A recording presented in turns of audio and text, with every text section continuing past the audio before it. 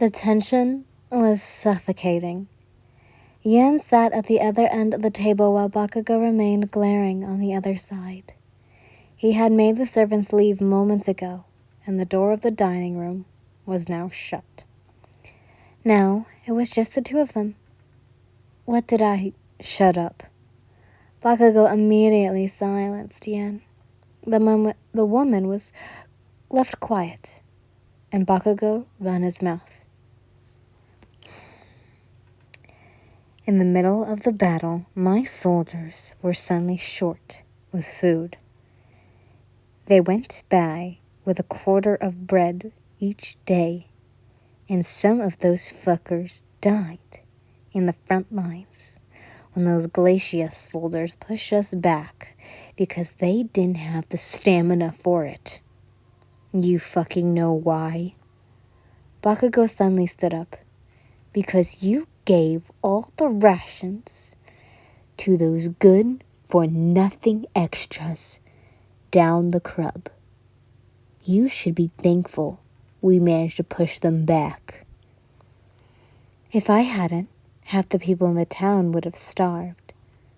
Worse, they would have started a revulsion as their final act, she argued.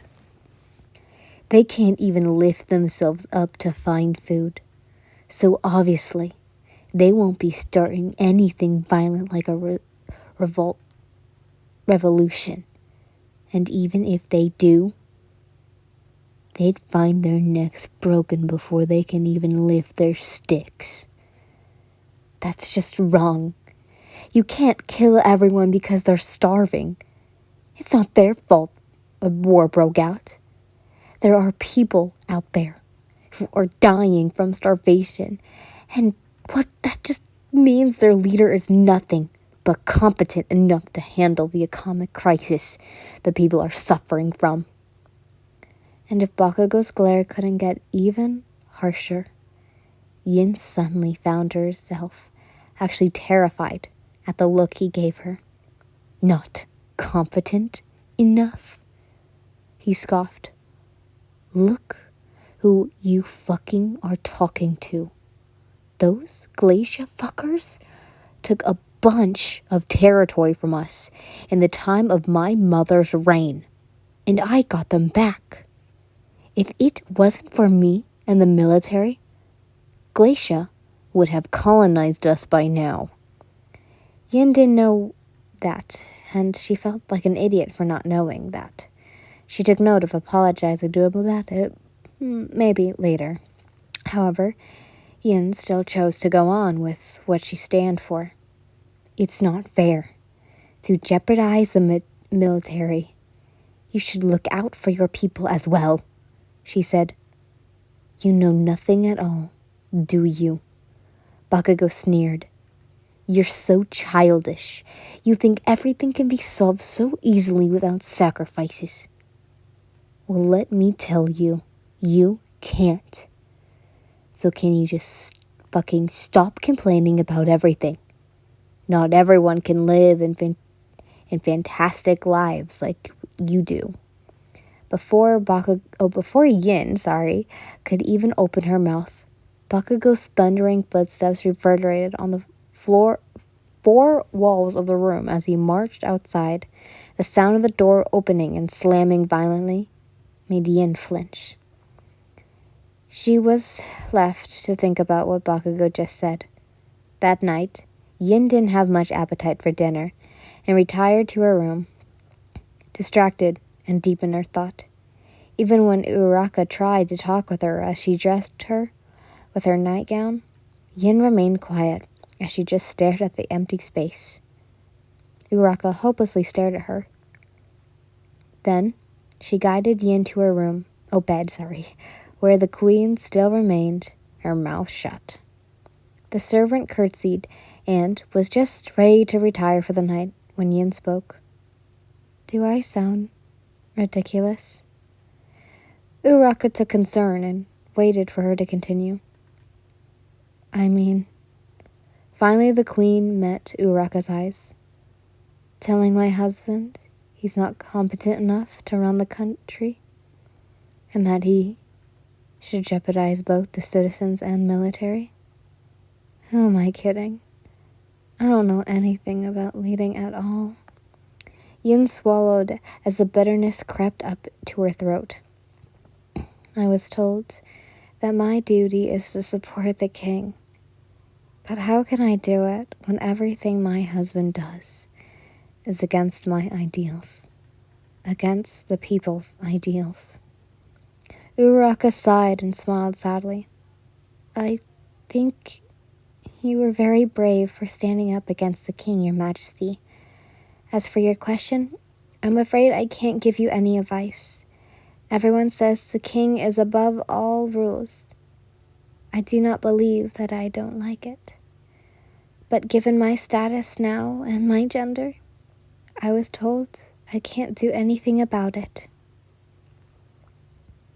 Right. Yin let out a small, sad laugh. We're still women after all, living in a world where men can do anything they want, while we are forced to be marionettes. Remember, Renaissance time. It's unfair, Uraraka added. Just then Yin heard small footsteps and suddenly a bark. She looked down to see the Pomeranian running up to her. Her once sullen face was replaced by a smile as she came to pick up the dog, and it immediately started barking at her. Incompetent, it was just as glad to meet her. You came just in time, little one.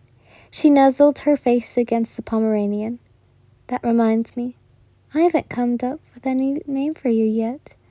Uraraka let out a sound of disbelief. But it's been a week since you had him. Yes, but I was busy. I just kept calling him little one. Uraraka shook her head with a sigh. What should we name him then?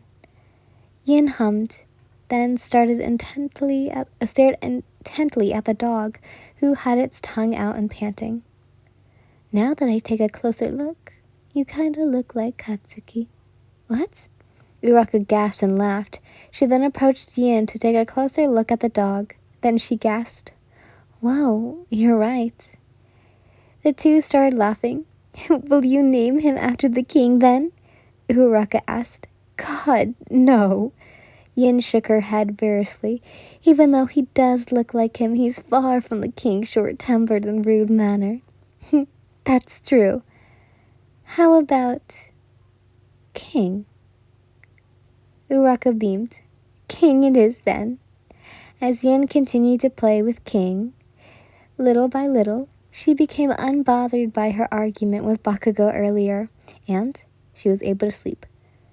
By the way, you guys get to pick the dog's name, but I'm just going to call him King because I don't want to say, dog's name every time. So, just King for now until you guys make up a name. The next morning, Yin was woken up early as usual. She was then dressed and went to the dining area. Upon getting there, she saw Bakugou and his red-haired friend. Bakugou glanced at her, then averted his eyes immediately. Kirishima, however, grinned at her.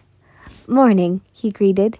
Yin gave a smile as she continued to muster up. Good morning. Then she sat down and was served breakfast. There will be a lunch party today, later. Kirishima said to her, Everyone in court is invited. Is that so? And for what for? To celebrate our little victory against Glacia, and he turned to Bakugou, to remove some stress off His Majesty. Bakugou then glared at Kirishima. However, he said nothing. Will you come? Yin smiled and nodded. Of course I will. Bakugou then stood up and called for Kirishima to go with him. The blonde-haired king got out first, with Kirishima trailing slowly behind him.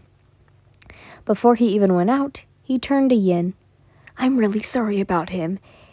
You know he's not the... No, I understand. She cut Kirishima off with a shake of her head. Kirishima smiled, thank you, and he was gone in a matter of seconds. Yin ate her breakfast quietly, and slowly in the company of her own. When lunch came, everyone gathered around and an ambience of food was served for everyone. Yin sat beside Bakugou, who refused to look at her. She thinks it's fine that they're ignoring each other for now. Both of them need to clear their heads. Kirishima gave a speech and everyone cheered. It wasn't long before everyone stood and wandered around. Drinks were served too, and by then, everyone is drinking their heads out. It's only the middle of the day and everyone is already getting drunk. Bakugou is no exception as Kirishima kept bringing him drinks. Yin had long left her seat beside the king and went to sit in another corner of the room. She tried her best to limit her interactions with everyone in the court by sitting quietly. It worked for a while because eventually the ladies approached her with Lady Cammy leading them. "Your Majesty." They all bowed and Yin forced a smile on her face to greet them. "Ladies?" Yin noticed that the lady's smiles and blinking eyes seemed to look fake. However, she is not one to judge at the moment. Then, they all raised their hands to touch their colored wigs. "What do you think, Your Majesty?" Lady Kimmy asked. "They've just arrived from the West, the Kingdom of Aurora. Everyone knows the West makes the finest and fashionable wigs." Lady Cammy looks at the ladies, and they all giggle. "Yes," Yin nodded. "I know that." "How surprising." Lady Cammy fidged a gasp, causing Yin to lose her smile. "We thought it'd be kind of us to inform you, Your Majesty, since we think you lack the knowledge, after calling these hats." On cue, the ladies let out laughs to ridicule Yin. She frowned and stopped herself from glaring each one of them down. Then they all did an over-exaggerated curtsy and left while laughing and whispering. "Do you want to retire to your chambers, Your Majesty?" She heard Uraraka whisper beside her. Yin shook her head. "I'm fine." She then sighed. "I'll only think more badly of me if I walk out." Uraraka nodded and went back to her post beside her. Suddenly she heard Bakugou's voice booming around the room. "All of you better be thankful of your wives." She then turned to see the king drunk. Very drunk. Kirishima and Kaminari are in the same state, and they are laughing. "Oh no," Uraraka whispered beside her. "My luck was fucked up when I got one. The first one, Bakugou hollered. "That bitch tried to kill me, and now I was given the most annoying woman in the whole fucking world." Yin suddenly felt her heart hammer in her chest. Her torso went up and went down at every breath as her eyes bore on Bakugou, who continued to shout. She suddenly found herself having trouble to breathe, and her corset didn't help. "She just never shuts up. Always complaining about this and that, telling me what to do." Well, let me tell her. She can't tell me what to fucking do. Who does she think she is anyway? Bakugou slammed his glass on the table and stood up. "Just because she married a king like me doesn't mean she's my fucking equal. She needs to be reminded that she was only the daughter of a good-for-nothing king who can't do anything but sell his daughter to save his good-for-nothing kingdom." That was the final straw. Yin stood up, grabbed a hold of her dress and walked as fast as she could to Bakugou, and then stopped right in front of him. The man raised a brow. Yin glared, raised her arm, and brought it to the king's face. Everyone gasped as they saw the king got slapped by her. However, Yin is much too angry to care for everyone's reaction and for her own reputation. The whole room went quiet, and the sound of Yin's shoes clicking resorted as she marched out of the room, away from everyone, away from Bakugou. Just as she was out of everyone's eyes, she let the tears fall from her face. Yin could bear being insulted, but she wasn't able to stop herself when she started talking about her father and her kingdom. Sobs wrecked her body as she continued to walk to her chambers. Arriving there, she quickly slammed the door shut and headed to her bedroom. Yin sat on her bed and faced the window. Then she let herself cry loudly. All the frustration of dealing with her husband and everyone in the court. She's pouring it all out. Yin heard the door to her chambers open and close. She swallowed, then shouted, "I would like to be left alone, please." Her voice was broken, yet she managed to shout. Still, she heard restoring footsteps until they stopped. Yin dared to look back just to see Uraka standing behind her. The servant looked at her solely. Then she started walking to her. Yin allowed her until she sat beside her. Then slowly, Yin felt Uraka wrap her arms around her. She then started sobbing loudly. "It's okay," Uraka reassured, gently patting and rubbing her back. "I hate everyone." Yin sobbed like a child, and do not even care that she sounded like one. "I hate my husband. I hate the ladies. I hate the prostitutes around here. The first time I got here, someone I don't know saw and touched me just to see if I was a virgin. Of course I'm a virgin. I am not that impure. I hate them for violating me." "We all do," Uraka reassured. "I never spoke about it and even kept denying it, but I really, really hated how Bakugou talks to me as if I'm garbage." Yin went on. "And Lady Cammy, she doesn't even know how to put on a wig. And she insults me. You're supposed to fit it on your head, you know." She knew that she's ugly crying right now, but Yin could barely care. Uraka did not complain at all. "I miss home. I miss my mother. I miss my old bed. And I want to eat strawberries." Uraka nodded. Yes. The Northwest has the most delicious strawberries. Do they not? We do. Yin kept crying, and Uraka let her do so. It was until when she calmed down a little that Uraka pulled away. "Listen, Your Majesty. Just call me Yin, please." The servant nodded. "Right. Yin, the king is probably the biggest jerk you've ever met." "Yes, he is. But you lasted a lot longer. Unlike the previous queen, who spent a few days with him and immediately started ignoring him because she quotes that he's insufferable with his rude personality and short-temperedness. I really admire you for staying until now," Uraka said. "You have a very long patience, and you tried your best to be very understandable. But I don't think you will be able to continue like that." "What do you mean?" "I'm saying that you need to prove to His Majesty that you're not just an annoying wife who came from a good-for-nothing kingdom." Yin's look at her, then blinked. "Can I do that?" "Of course you can.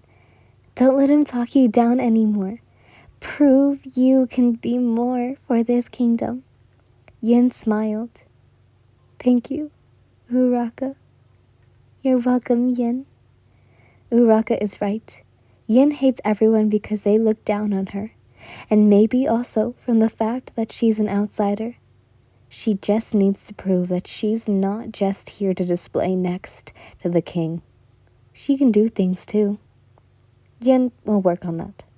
For now, she's indulged herself with some well-deserved space away from everyone in the court, so that she could clear her head and think how to redeem herself.